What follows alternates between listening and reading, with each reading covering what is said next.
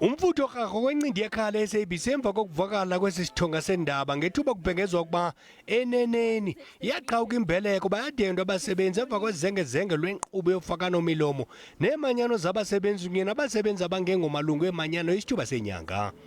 Lehlile inani labaza kudendwa kusuka ku-600 laya ku-400.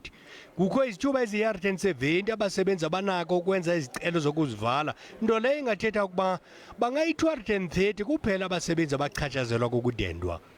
In the past fiscal, we've tried to reduce expenses quite significantly by close to about £1 billion. We've done a lot of cost-saving measures, cost-cutting measures, but that's not sufficient. Iimanyano yabasebenzi CWU ithi ithetha namagqwetha ayo kwaye ifuna imivuzo yamagosa aphezulu icuthwe. Our first instinct was to say that we have to challenge SABC legally, more so that if you look at a number of things that they've introduced on that document. That the SABC has jumped the gun, that they've not completed the consultation process.